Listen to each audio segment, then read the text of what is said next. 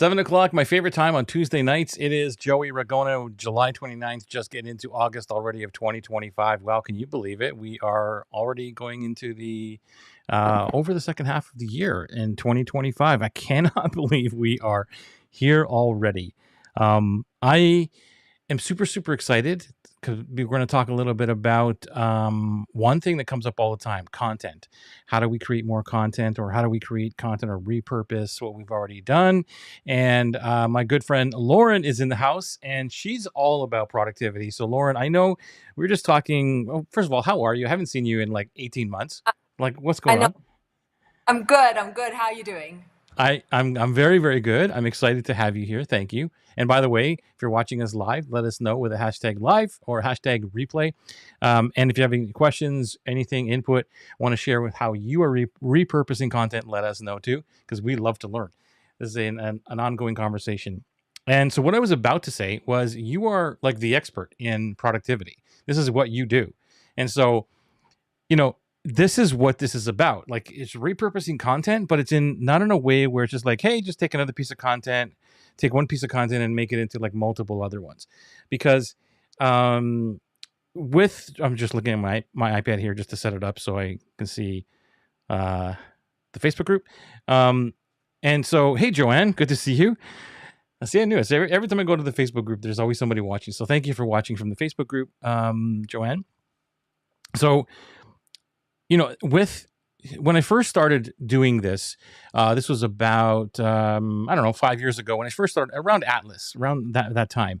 And I call it the 4% multiplier that drives the entire thing. And the 4% multiplier is basically when I realized that, I read so many books about this, the 80-20 rule, Pareto principle, all this stuff.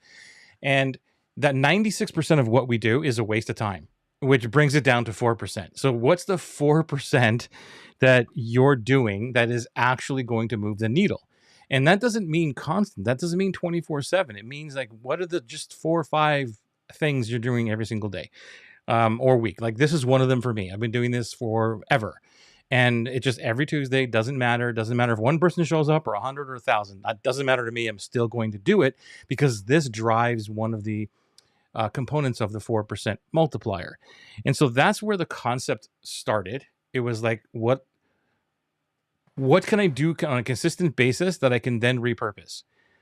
So it's not just about repurposing, it's about your energy drive as well. Because as we move into the AI world now, there's so much more content. Like, every second, more content is being delivered. So back then, 5 years ago, 2 years ago, it was still really important, and it still is now, but it was so important to stand out. Like, how do you stand out?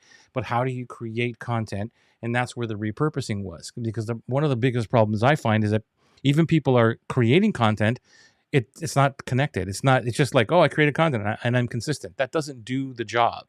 What does the job is when you have it connected, which is what I call connection content or benefit breadcrumbs. And we'll talk a little bit about that too, because what are the breadcrumbs you're dropping that's going to bring people back to you? So it has to be relative to what your audience needs. I'll stop there for a second to see if you have any input, because I can talk forever. What do you think of that? My head's spinning. Yeah, I thought so. I have a question for you, actually. Yeah. So when you say repurposing, and Yeah. it's not repurposing content, then what is it? Is it what you said, like doing something consistently that's going to move the needle? But that's not to me. That's not repurposing. But I think I might have missed something. Yeah. Maybe I talked too fast.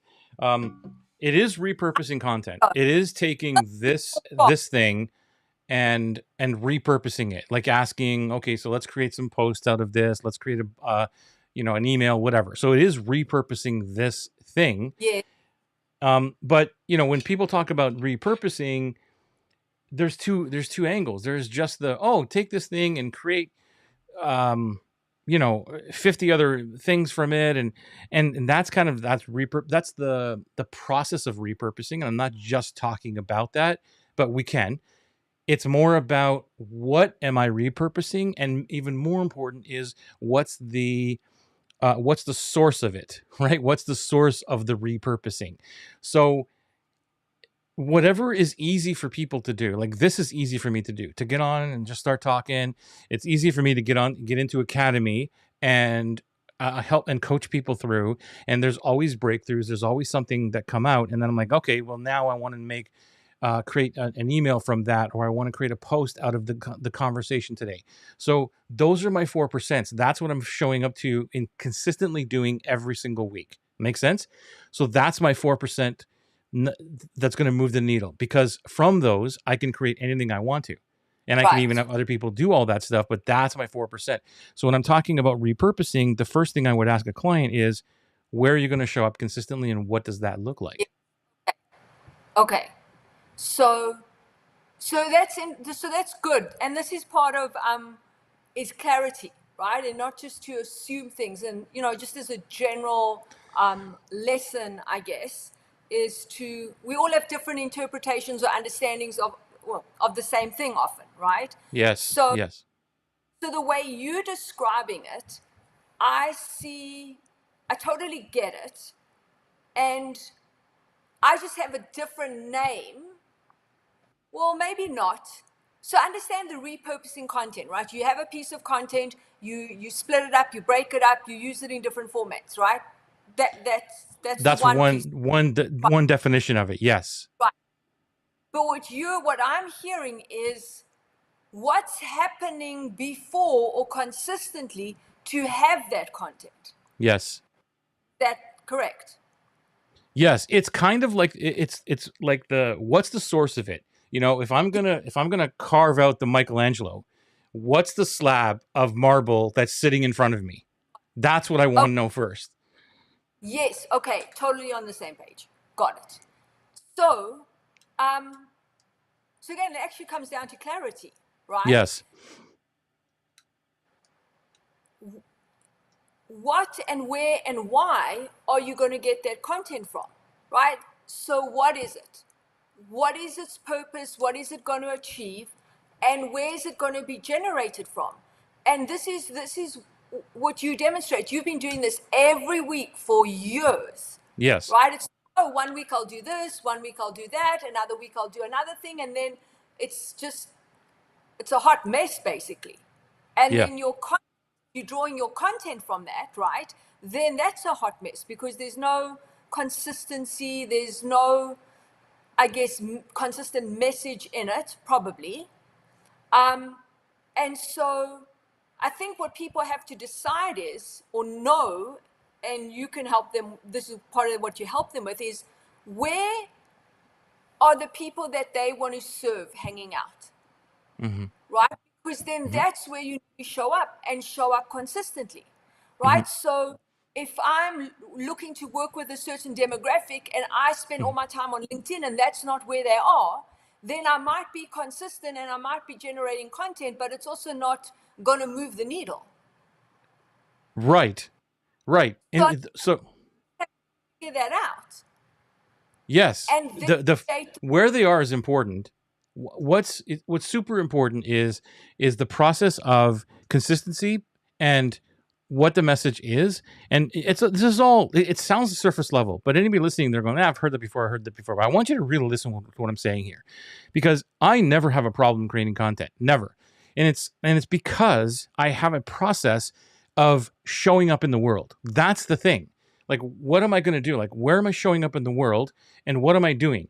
I'm not showing up in Facebook groups to sell my stuff. Like, hey, come on, I don't do anything. I go into the group to help further a conversation, right? And so that is me spending time in a Facebook group to go, okay, I spent all this time writing this thing. How else can I use this, right? Because it's that one thread. That's what I'm talking about, repurposing. Now, that can simply be, okay, I'll just rewrite it and clean it up a little bit, and that can be an email. But what's really important that I really want to stress here for anybody listening is that the simpler you are, the simpler strategy that you are in what you sell, the easier this becomes. So this just happened to me a couple days ago. I was writing something, and I'm like, oh, like, who's this for? And I'm like, wait a minute. It's for Atlas. Like it's Atlas for Academy. Like there's nothing else that I sell, right? I don't have to, there's not all these different products that I have to frame to sell the dang thing. I'm selling the dang thing, same thing every day, day in, day out, day in, day out. So that takes the cognitive load off of my brain. Just like when I get up in the morning, I go, what am I going to wear today? Oh yeah, I'll put on my black t-shirt, right? I'll put on my jeans. Like that's it. Like I don't have to think about it. So that's really, really important in terms of my eyes of like, how do you make this super simple? That everything you talk about goes back to one thing. That's it. You don't have to change your messaging. So I'll stop there if you have any input on that. No, but that's the whole key. And that's what even I've struggled with, right? Is what is the one thing, or who is the one person, so to say? Because if you're not clear on that, then you can't do what you're doing, right? You can't take that cognitive load off. And I've been working on that myself this year because I'm like, you know, two groups that I'm like trying to serve or debating of where to put my focus. And it's exhausting because it's kind of trying to be two people in terms of creating and all those things. It's like double duty. Yeah. And then it can't be simple. Right? So my perspective is, like, I've got a friend who has just crushed this. Exactly what we're talking about. Like, I mean, her podcast is in the top 3% in the world. Amazing. So, and she started with nothing. But she is like you. She knew who she wanted to serve. She knew how she wanted to serve. She lays it in, and she's done that every day, every week, same theme, same demographic. And so she built this up. But it was one thing, right? And I know that's what you help people with, right? You help them find their dream client. And when you say, like, what is the source of it? I think that has to be like the source of it, right? To know what that is. And then once you know what that is, then you say, either it's a podcast every week, or either it's a webinar every week, or even what. But here's the thing. And I learned this from someone we both know. And people want to see that you're going to be around. There's so many people that come and go. They're here 1 week, gone the next. Here 1 month, gone the next, you know. And you don't know who the real players are.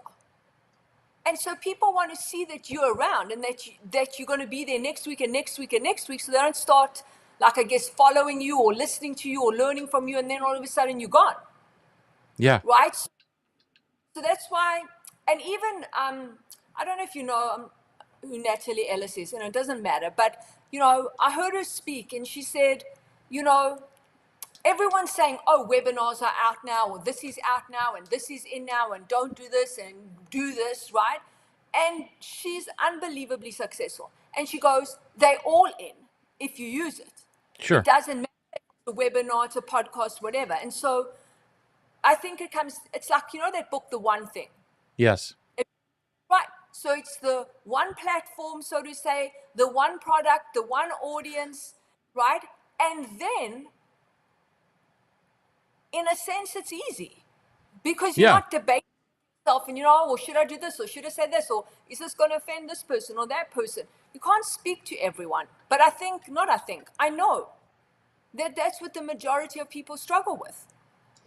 A lot of people in the context of content struggle with the fact of what am I going to talk about? That's one of the biggest questions I get even if people have gone through Atlas, they'll ask me, okay, so then what do I talk about? And the answers are simple. It's just that they're not focused on the one thing that'll drive that. The one thing that'll drive that is, like you said, you knowing exactly who you're going to speak to in that one person. The second thing is the belief chain, which is, what do people need to understand to buy from you? Like there's I don't know how many steps or beliefs or concepts or perspectives that need to shift for them to buy from you. That's where all my content goes. Like, it's just like, do they need to understand this? So the other part of this that I don't talk a lot about is when if you have the gift of having a group or a cohort, or you're doing programs with dream clients or excuse me, whatever. This is why I like doing live things, because especially when you're starting out and you have, doesn't matter the amount. It could be 2 or 200. I don't care what the amount of people is, but you're actually having real conversations, right? And those people bought from you. They're a dream client. They've bought. And it makes super sense to me to, if the dream client inside of your program says, this is amazing, or this is where I'm struggling, or this is what I like, why don't you take that and share that in the world? Because that'll attract other dream clients. And that's kind of what repurposing is. So, it's, for me, it's all about conversation. It's just, I just shine in conversation.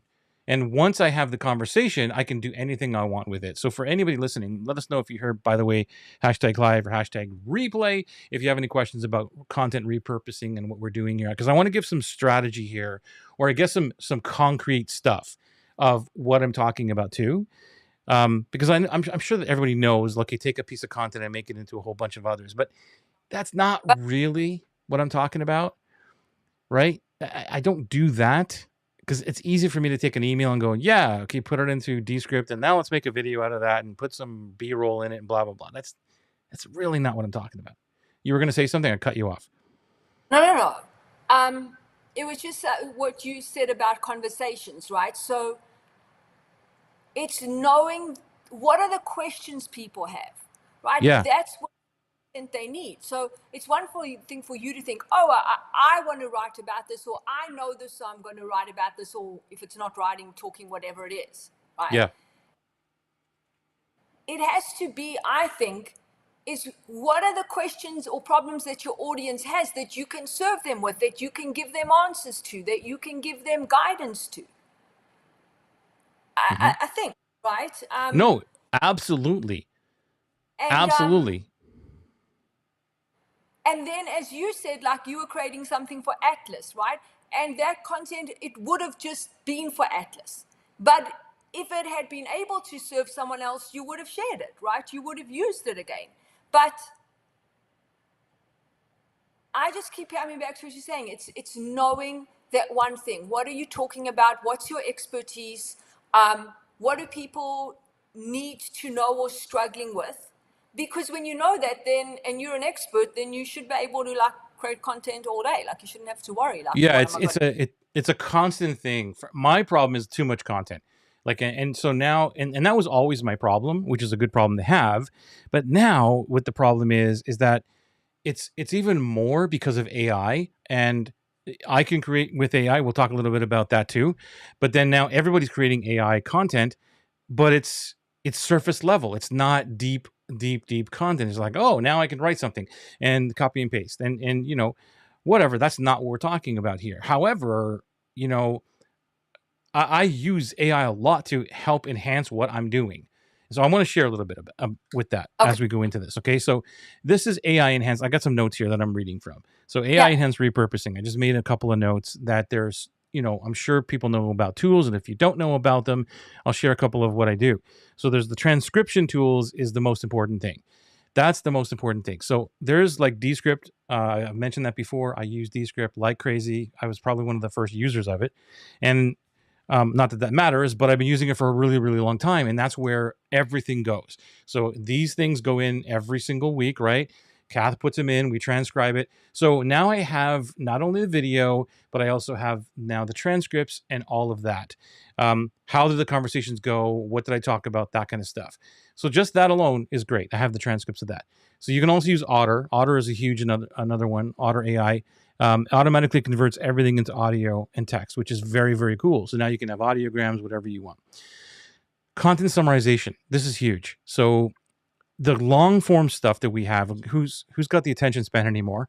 So the summarization that AI can do now, and it always has, it's been really, really great. But today's now is just, this is amazing. Give me the summary of this. I'm always using that. Like, what's the summary of this? That can maybe take this entire conversation that we have, right, and put it into a Descript, transcribe it, and say, I want a summary of what we talked about with 4 or 5 bullets of this. And that could be an email. That can turn into an email. But I've already spent, I shouldn't say spent, I've enjoyed the time with you for the half an hour.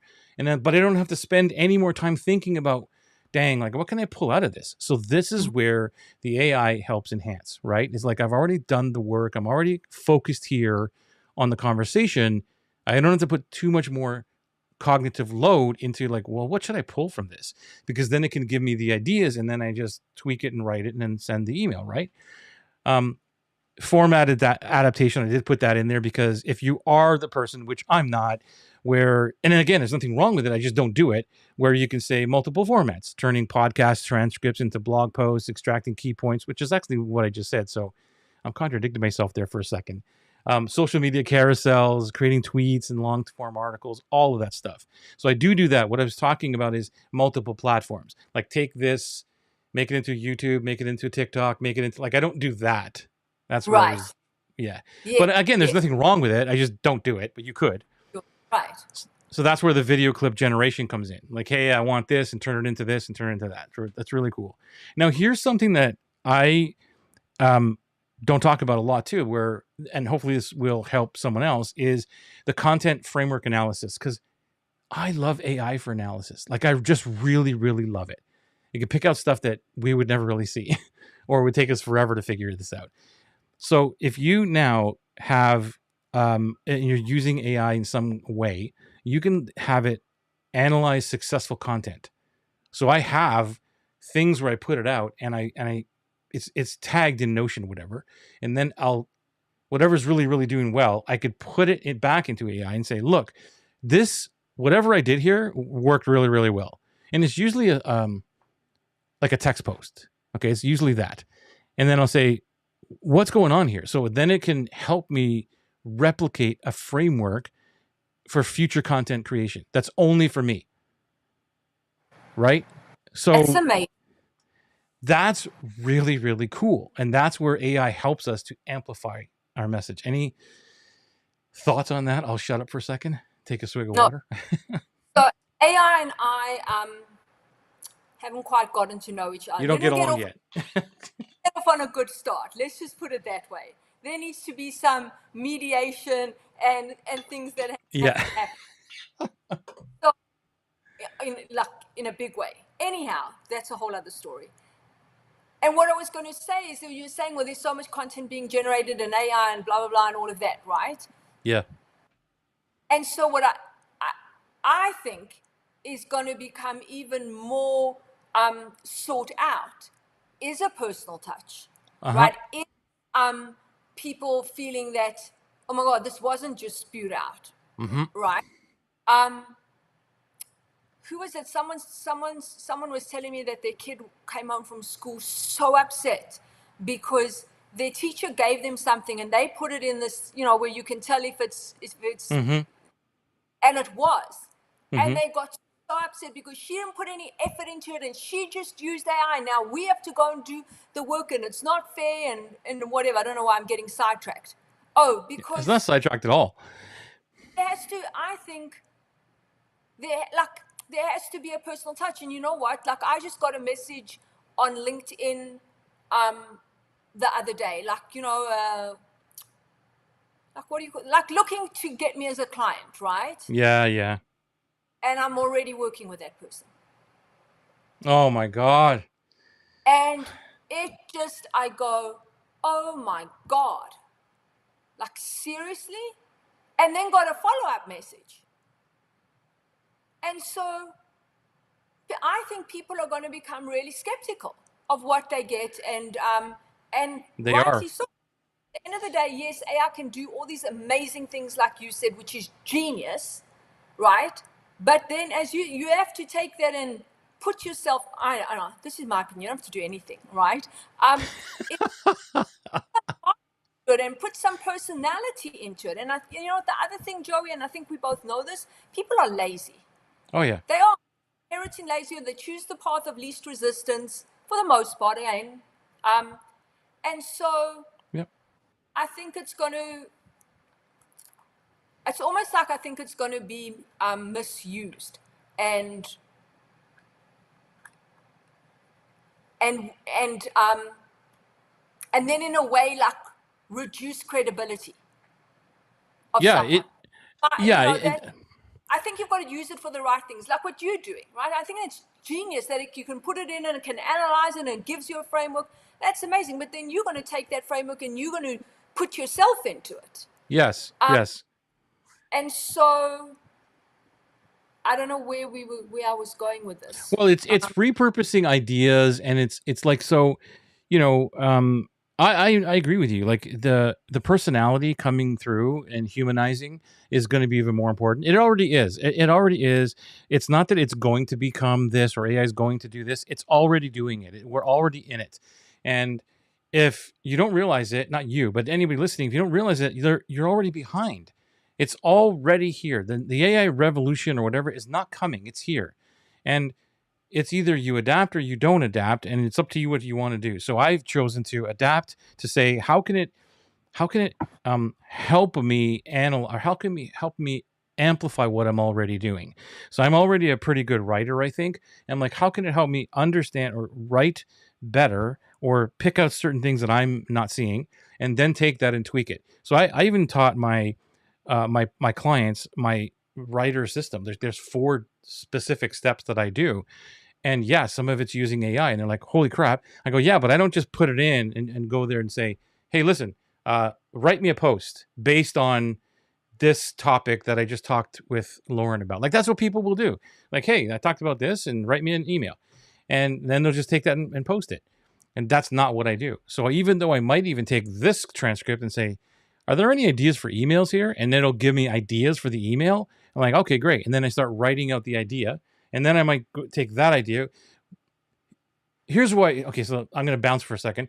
This is why it's so great, because I'm very much spaghetti on the wall, right? Where it's like, I don't even have to worry anymore about, does this sound good? Does the format work well? Because that's where it can help me. So I can just blab. I can just go blah, blah, blah, blah, blah, and not worry about, because I can just get all my ADD stuff out on paper about the thing, and then go, okay, dude, here's my idea about this thing. Like, let's work this out. Like, let's restructure this, and it will help me restructure it. So it's kind of like an editor, right? It's kind of like, Joey, this is a really good idea, but you got no context here. Your stuff's all over the place, right? Your things don't connect. You got no. I'm like, cool. Like, let's rewrite this, and then I'll take that, and then I'll rewrite it again. But it's already kind of structured. You know what I mean? So that's what I'm talking about. That's how I'm repurposing things that come out really, really great. And well, some of them come out really, really great. And then I take that and say, well, this really worked well. So here, go look at this, and this is how I want my future stuff to look like. So that's what I mean by repurposing, and you could just continuously do that over and over and over again. So I'm trying to think of a different word, because I think some people, and even I did, had a different Understanding of repurposing? understanding, yes, and a very singular one. And so it's on the tip of my tongue. It's like strategy, right? It's a strategy and a system of creating content. You have a system, right? You do this, you Yes. do this, Yep. and you do it consistently, and that's why you have success. So for me, what I'm hearing more than repurpose is it's your system. You have a strategy of how you do this. Yeah. And so repurpose, or you reuse that strategy, Reusing. right? So that it either gets better, or you get faster at it, or whatever. But the same as you show up here every week, and you have for like, I don't know how many years. What I'm hearing is you applying the same discipline, and to create like the same outcome, like people showing up. You've done this for 4 years. They know you're here. You're going to be around. But you've created a system, and you've figured out how to use something to Multiple times. Yeah, but also in a way that serves you. We all need different things. Yeah. But Yeah. how it can help you the best, and now you do it, and you do it, and you do it, and that's your system. And because of that system, you can generate probably content faster, maybe more effective, whatever it is. And you stick to it, right? Yeah. You Yeah, don't you know what? You just said something that triggered, because you're absolutely right. A couple of posts, I don't know, there's a couple of them last week that I did, was based on me replying to something. Like, I did a reply of something, And the reply was not a long one, but it was, I guess I'm trying to think back of what it was. I can't remember, but it was probably me taking a stand, not in a bad way. Just like, this is what I think, this is what and I'm like, that's a pretty good idea. And that's exactly what I would be doing in terms of taking something from this conversation, going, okay, I need some ideas. I want to so I took that as an idea and then I put it into the system, and then content was there. So this is what I mean. So I call it repurpose, but it's reusing my, the time that I've already put into something that triggers me right away. And okay, so maybe this will help. I don't know. But because I think it has to do a lot with my personality and how I show up in terms of my work, how I work. I don't know whether you know this or not. Maybe we talked about this before, but I'm a quick start. Like on the Colby thing, I'm a 9 quick start. 9. All right. So when I see something, I'm like, I got to do this like right now. It's got to happen like right now. And so without having the system in place now, that's how I generated countless. I can't even count how many ideas and half-written just draft thingies, or just an idea scribbled somewhere in a note that never went anywhere. But now it can be like, this is a really good idea, and within half an hour I could have a post. And that's repurposing that idea. It's like, okay, I spoke to this person about this. This is a pretty good idea. I should write an email later on it. That no longer exists. Like the email or the post gets written right then and there. That's, to me, is where my superpower lies, is like, I got to get this out now. And then it becomes this content piece. And then from there, I could repurpose if I wanted to. Does that make sense? Yes. But that's the other thing, is you take action. Yeah.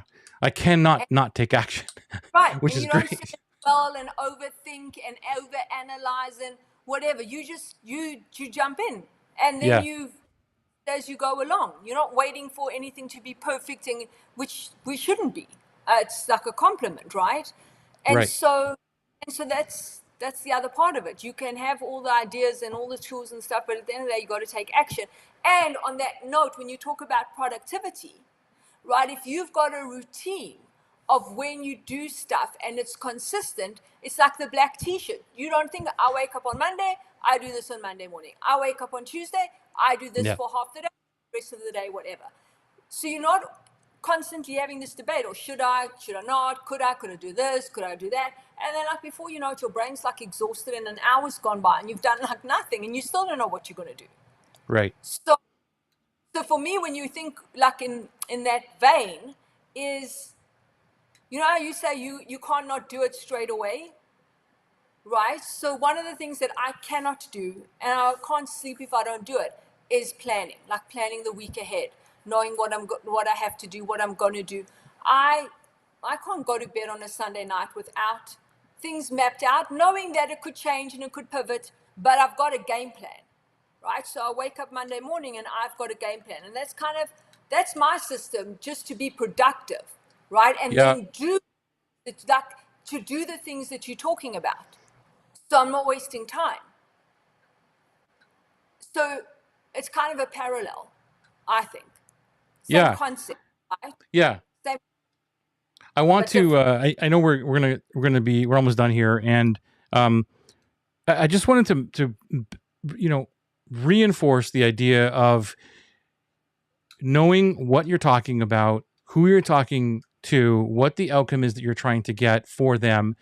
And me, because it's always just about Atlas. That's it. That's what you're going to join sooner or later. And I know what the problems are. And so I'm always looking at whatever I do, whether it's now, whether it's responding to someone's post or thread, and I put it through a filter. Will this help my potential dream client? And then I've got a picture basically in my brain of my belief chain. And I go, does this align with that thing? So I never have to guess, because that belief chain is sitting there. And I know, this will contradict the fact that everybody thinks they need a 100,000 person list, right? That little thing that I wrote over here doesn't actually say the thing, but I'm like, that will fit into that belief chain block, right? And so that's where I'm talking about reusing, repurposing, whatever it is, of that thing aligned with, this is the content that I'm always creating, right? And so I don't have to think anymore. It's like, so really what the only thing I'm doing is asking myself a question every single time I do something. So this conversation too, at the end of it, I might go in and ask the AI, how will this help my dream client? So, and it will give me 10 different ways, or it's great because you talked about this, or you talked about the 4% multiplier, which is part of Atlas, and you should write and like, oh yeah, that's right. Thank you. So let's talk about the 4% multiplier. So two things. One is I know you teach AI, and I need to learn because, as I said, like we got off to a bad start. And when I hear you saying all these things, I go, man, I'm not doing that. And at this point, AI hates me so much that I'm like, Oh gosh. Yeah. anyhow, that's another thing. And I know you teach it, and I need to like leverage that. But you know what? As you were saying all of this, you know what? Like picture came in my head is if you wanted to go on vacation, right, Joey? You would show up with at the airport. You know exactly what airline you're going. You know exactly what destination you're going, and you will end up there. And it'll be, there's no doubt. Versus Yeah. someone who's up at the airport. Well, I want to go on vacation, and when I get there, maybe I'll go here, maybe I'll go there, maybe I'll go on that airline, maybe I'll go on that airline, and I miss all the flights, basically. So just like that. I don't know why, but that picture just came in my head of like the difference, and I think it's exactly what we've been saying the whole evening. Yeah, it's mostly about like I don't want to have to think about where I'm going. However, if you want to look at the analogy of going on a trip, okay, this is where it kind of breaks down different ways of like having everything there and ready to go. If I was going on a trip, I'd be like, I know where I'm going, what time I got to show up, all that stuff. I know what I'm going to pack, which is like a couple of black t-shirts and maybe a couple shorts. That's it. Like it's so cool, right? But then so then what are you going to do when you get there? I have no idea. Like all I know is I'm going to end up in San Diego and I'm going to be there for 4 days. What are you doing? I don't know. Unless it's going to like, a conference or something. But even if it's going to a conference, or I'm going to a conference these days, oh, wow. Do you got any plans? Like, what are you doing at night? No idea. Like, so like, I'm so open to the fact of just get me to where I need to go. And then I'll figure out what happens when I'm there. Right. So it's the same thing as when I'm doing a program. Like, okay, you bought Atlas, you gave me all this money, show up and I'll figure out what to teach you. Like, sort of, you know what I mean? It's like, okay. When I first start the programs, I should say. So when I debate this, because I'm not afraid of that. I'm not afraid of having it all. I'll figure it out. Well, as you said, you have some things. If you have it so figured out, then you probably miss opportunities, and it's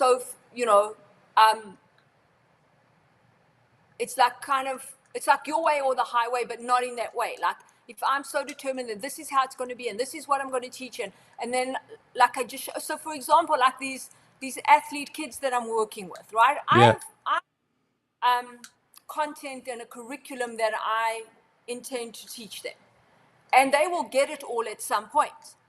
But when a kid shows up and I'm supposed to teach X, and they show up and they're having other things going on, Yeah. I'm not going to put a square peg in a round hole. Exactly. Right? Exactly. And if you know your stuff well enough, then you can pivot like that. So you've got Exactly. I go game plan, but I wait to see what happens when that person shows up and what they need. And I know that I can pivot. And so that's kind of what you're going to San Diego. I know I'm showing up. I know this is the work that we're doing. I have a plan, but I'm happy to throw it out the window. Exactly. It's like, I don't know. Yeah, as long as you're in the container. If you're in the container of it and then you can pivot within that, it's cool. Like I do the same thing with any client. That's why some people, if they want to work with me, they'll get really frustrated because they want what's next, what's this next step, what's that. I'm like it just depends on how you show up and what you're showing up with. That's what the next step will be, depending on how you show up. And some people just can't handle that. They don't like it. Other people love it. They're like, great, this is personalized, which it absolutely is. Right? Yeah. That's what we're doing. So anyway, I don't want to keep you long. Thank you for being here for this conversation. Is there anything that yeah, it was very cool. I love having you here. I miss you. I miss you too. That you want to say before we leave? That's my I don't know if you heard my Cosmo, my cat there. Is to get a system in place. Get a system and this and know like what you're driving towards. Yeah, you know, into one thing I wanted to mention, sorry to cut you off there before we go, because if anybody's listening to this and they're going like, okay, great, but what's the system? What do I do if I wanted to, like, what's the actual process look like? And right? John Maxwell is famous for this, the 10-80-10. Do you know what that is? The 10-80-10 productivity rule? No, how do I not know that? Okay, so the 10-80-10 productivity rule is where me as the founder or owner or whatever, the creator, shows up for the first 10 and the last 10%. So I might say, here's an idea, or here's a couple of clips I think that would be really good from this, Mr. Editor, Mr. Video Editor, go edit. So that then the person takes the 80% and edits the video, does all the stuff, then puts it back to me, and I go, yeah, I like this, I like this, I like this, change this, change this. So I'm still involved in the whole thing, but I don't do the actual work. So anybody out Right. there who's thinking, oh my God, I don't want to edit video, I don't want to do this. Well, this is how you stay within your voice. You say, this is what I'm talking about, this is what I want. Let the person do their genius, and then it comes back to you. That's the 10-80-10 rule. That's like being a bookend. You're the bookend. Yes. Yes. So this is how I use AI. For me personally, I go, here's my 10%, go in and help me do this. And then it'll come back and I'll take over the last 10%. In terms of like if I do video editing or come up with ideas, that whole idea might have been 100%, but like it gave me 80% of the ideas. Like, okay, cool. Now I'm going to take those ideas. So that's what I mean. It's taking that whole load off of you in terms of the creation part, but also now with all the other AI stuff that's agents and all that, the actual tasks. So we wouldn't even get into that discussion. But let me know. You know what? As in terms of the AI, hit me up. I'll show you my entire 4-thing stage process, which won't even take you long. You'll be blown away, and you can just model it. It'll blow you away. Take on a new name, a new identity, going to like, what do you call it? When they're going to, when they create a new, like in the Alter ego?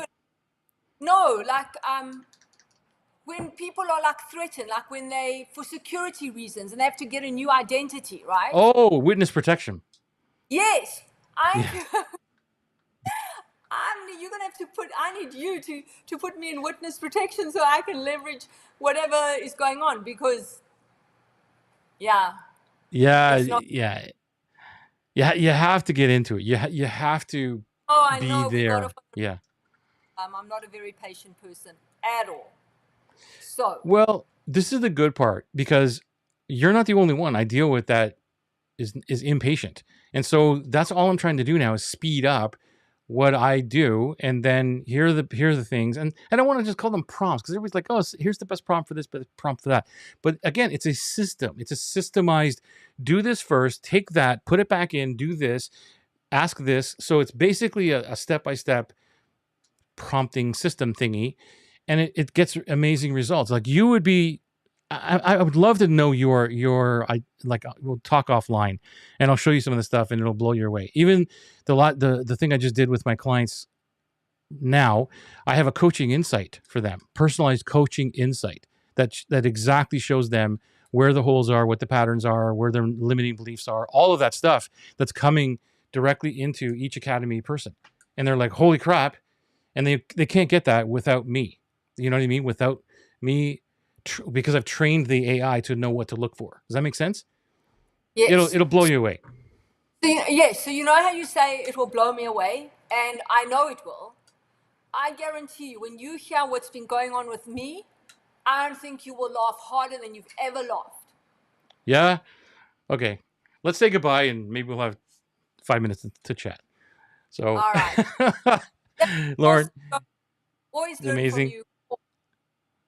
Thank you. Amazing. You too. Bye, everyone. Thank you for being here for another Tuesday night. We'll see you next Tuesday for Heart Centered Marketing. Lauren's been a blast. Hang tight. Bye, everyone.